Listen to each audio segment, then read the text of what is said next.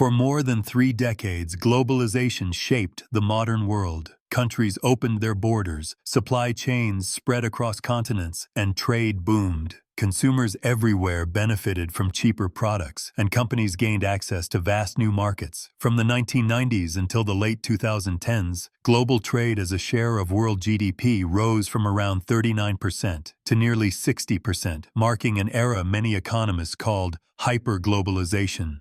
But since the COVID-19 pandemic and the war in Ukraine, that momentum has shifted. Companies and governments have realized how vulnerable global supply chains can be to shocks. A ship stuck in the Suez Canal, lockdowns in Chinese factories, or sanctions on Russia can ripple through the world economy. At the same time, rising geopolitical tensions between the US and China, and within blocs like the G7 and BRICS, have pushed nations to rethink where and with whom they do business.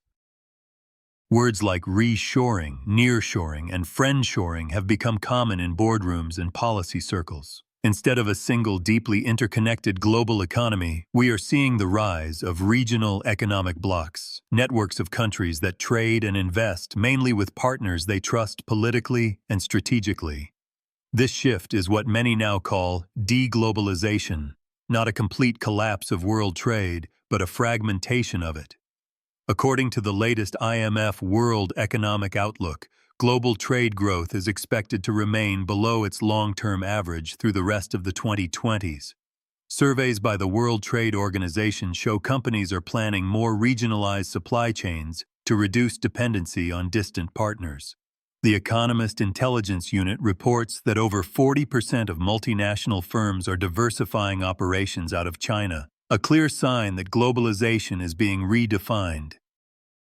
In this video, we will explore what deglobalization really means, how new economic blocs are forming, and what this shift means for the future of growth, investment, and geopolitical stability. Deglobalization isn't happening by accident. It's the result of powerful forces reshaping the global economy, some economic, others political, and many deeply structural. First, the COVID-19 pandemic exposed the fragility of global supply chains. When China's factories shut down in early 2020, production stalled worldwide, from car parts in Germany to electronics in the US. The phrase "just in time" has been replaced with "just in case." Governments and CEOs no longer prioritize efficiency above all else. Resilience has become the new watchword. Second, the war in Ukraine shattered the illusion that economic interdependence could prevent major conflicts. Europe's heavy reliance on Russian gas left it vulnerable when Moscow invaded Ukraine. This energy shock accelerated Europe's push to diversify suppliers and boost self-reliance, especially in critical sectors like defense, energy, and food. Third, US-China tensions have escalated beyond trade. What began as tariffs and sanctions has evolved into strategic competition over semiconductors, artificial intelligence, 5G infrastructure, and critical minerals. Washington has passed sweeping industrial policies like the CHIPS Act and Inflation Reduction Act, designed to bring key industries back to American soil. Fourth, nationalism and populism are rising across many democracies. From Brexit to America First, voters are demanding more control over borders, jobs, and resources. These political pressures make it harder for leaders to pursue open market policies. Fifth, climate change is pushing a structural rethinking of how and where goods are produced. The push for green energy, electric vehicles, and circular economies is shifting global investment patterns, favoring local production of clean technologies and reducing dependence on fossil fuel exporters. Together, these forces are driving a new economic reality, one where efficiency is no longer the sole goal, and security, sustainability, and sovereignty are taking center stage. As globalization retreats, new blocs are emerging, not just as trade partners, but as political and strategic alliances. These groupings reflect shared interests, values, or simply mutual convenience in a world that is no longer flat. The first major bloc is the Western Alliance, led by the United States and including the European Union, Canada, Japan, South Korea, Australia, and increasingly India. This group is bound by liberal democratic values, but also by shared concerns about China's rise and Russia's aggression. They are coordinating more closely on tech standards, military supply chains, and green technology investments.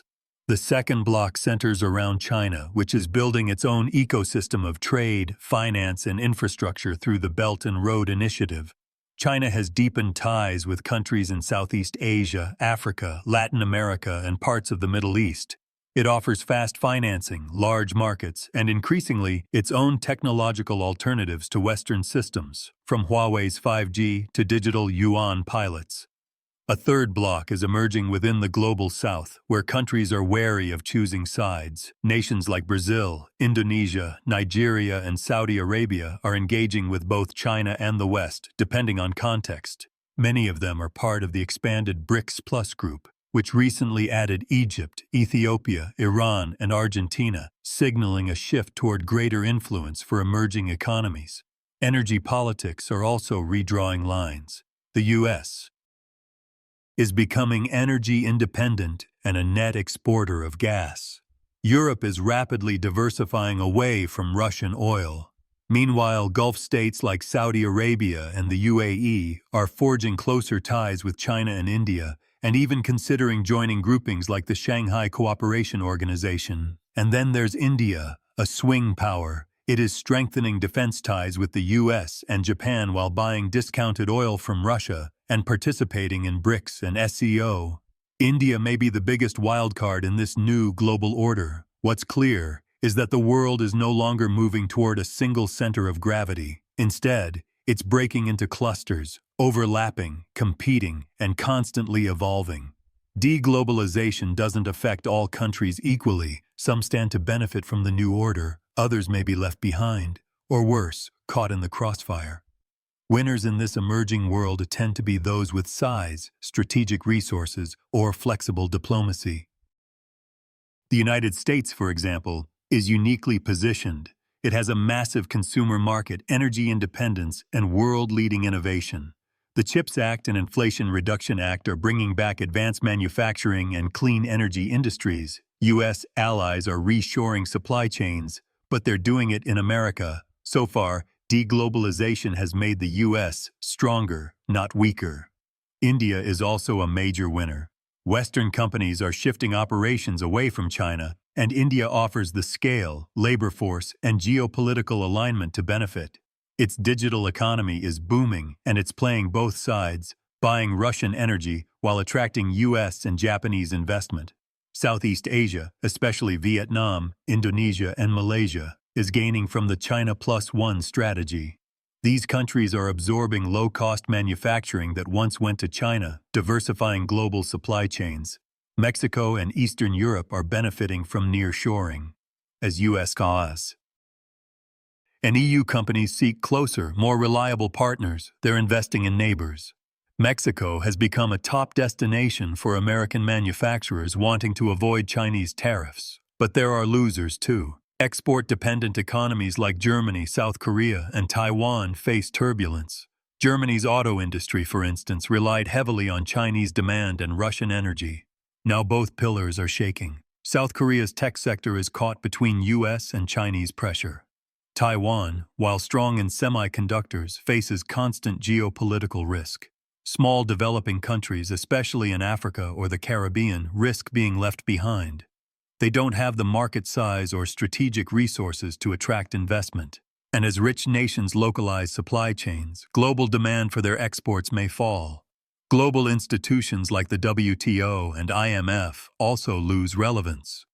With trade deals now negotiated bilaterally or in blocks, the old multilateral order is fading. The new game isn't about who trades the most, it's about who controls the key nodes, semiconductors, energy, finance, and data. And in this game, power is becoming more concentrated. The shift toward deglobalization and new economic blocks doesn't just matter for governments and corporations. It's going to change how the global economy works and how it impacts your life, career, and future. Let's start with inflation. As supply chains become shorter and manufacturing returns to richer countries, costs go up. That means the era of ultra-cheap goods may be over. You'll feel it in the price of clothes, electronics, and groceries. For decades, globalization exported inflation out of rich countries. Deglobalization may bring it back home. Innovation could also slow down or fragment. When companies can't access global talent and ideas as freely, research becomes more expensive and isolated. Competing tech standards, U.S. versus China, for example, might divide the world in ways we haven't seen since the Cold War. Currencies are shifting too. The US dollar is still dominant, but new financial systems are emerging. China is pushing digital yuan experiments. BRICS Plus is exploring alternatives to dollar trade. While dethroning the dollar won't happen overnight, a multi-currency world is more likely than a single reserve currency. Then there's energy and climate. Fragmented blocks make global climate action harder. Cooperation is replaced with rivalry. Countries might prioritize national energy security over global carbon goals. But at the same time, competition could spark innovation in green tech, from EV batteries to carbon capture. On the labor side, some workers will benefit. Manufacturing jobs could return to the US and Europe, but automation means there won't be as many as before. Meanwhile, workers in developing countries may lose opportunities as factories leave for politically safer or geographically closer locations. And for you personally, this new world rewards agility. If you understand geopolitics, tech, and economics, and how they intersect, you'll be in demand.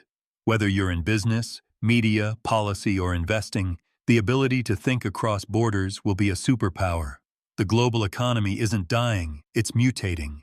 The rules are being rewritten, and new players are stepping up. In this volatile, multi-block world, opportunity will still exist, but it won't be evenly distributed. The age of seamless globalization is over. What's rising in its place is a more divided, more strategic, and more competitive global economy where trust, geography, and values matter just as much as cost. We are entering a new era, an era where countries build walls around key industries, where alliances are not just political but economic, where chips, rare earths, and shipping lanes become tools of power, not just pieces of commerce. But this fragmentation is not all doom and gloom. It could mean more resilient supply chains. It could lead to stronger regional economies. It could push nations to invest in their own people, industries, and technologies. Still, navigating this new world requires clear thinking.